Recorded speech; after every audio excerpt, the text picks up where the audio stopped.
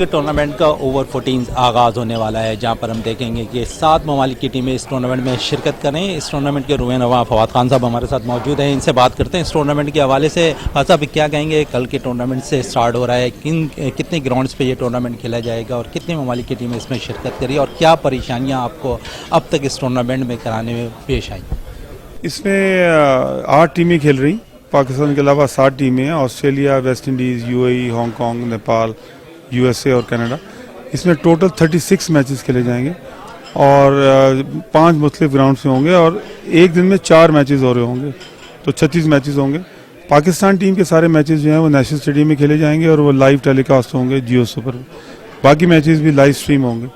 इसमें जो मसले मसाइल आए हैं वो ऑब्वियसली, एक तो बहुत सारे इंडियंस आए हैं इसमें मुल्कों से, उनके वीज़ेज़ के इश्यूज़ थे, वो माशाल्लाह सबको वीज़ेज़ मिल गए। और दूसरा इशू जो है सबसे इम्पोर्टेंट वो सिक्योरिटी का था। सिक्योरिटी बहुत ज़्यादा ज़ाहिर है, हमारे मुल्क की जो सिक्योरिटी एजेंसीज़ हैं वो चाहती है कि बाहर के मुल्क के लोग आए हुए हैं, ज़ाहिर है उनकी कोशिश है अच्छी सिक्योरिटी हो, बहुत अच्छी सिक्योरिटी हो, ताकि कोई खुदा ना खास्ता कोई हादसा ना हो जाए। अब प्रॉब्लम ये है कि बहुत ज़्यादा सिक्योरिटी हो, अगर वीवीआईपी टाइप की हो, तो वो तो फिर एक जेल खाना बन जाता है, एक होटल भी सब कुछ। तो ये जो प्लेयर्स हैं ना, ये लोग नॉर्मल कंट्रीज़ वाले प्लेयर्स नहीं हैं, ये लोग अपने अपने खर्चों से ज़्यादातर आते हैं।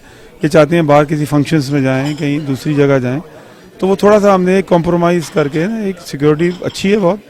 सारी पाकिस्तान की सारी इंटेलिजेंस एजेंसीज इन्वॉल्व हैं, आपको पता है कौन कौन है, और इंशाल्लाह हमें एश्योरेंस है कि सिक्योरिटी अच्छी प्रोवाइड होगी।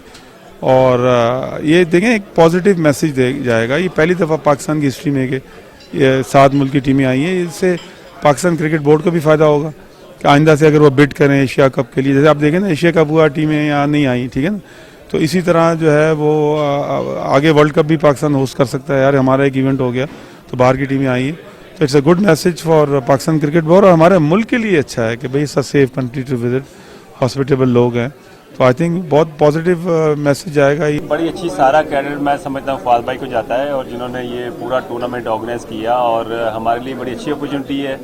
एक फिर यादें ताज़ा होंगी कि लाइव मैचेस आ रहे हैं और कराची में मैचेस हो रहे हैं, और इंटरनेशनल ये स्टैंडर्ड की लीग है। एक्साइटमेंट होती है, आप काफ़ी अरसे के बाद अगर ऐसी क्रिकेट खेलते हैं, डिफरेंट मुल्कों से टीमें आई हैं, और सबसे इम्पॉर्टेंट चीज़ है कि जो आपके पुराने प्लेयर हैं जो अब कुछ अरसे से क्रिकेट नहीं खेल रहे, उनको दोबारा से इसमें इंगेज करना, और लोग देखना चाहते हैं। ऑब्वियसली थोड़ा सा मुझे एक्सपीरियंस हुआ अभी वेटरन क्रिकेट खेलने का, तो बड़ा लोगों में एक शौक़ होता है कि उन प्लेयर्स को दोबारा देखना खेलते हुए, जो पिछले कुछ अरसे में स्क्रीन से गायब है। तो आई थिंक पाकिस्तान के लिए भी बेहतर है कि यहाँ पे ये इंटरनेशनल इवेंट हो रहा है। और अच्छी गुफ्तगू कर रहे थे और कह रहे थे कि नेक्स्ट ईयर अच्छा इवेंट एक कराने की उम्मीद है।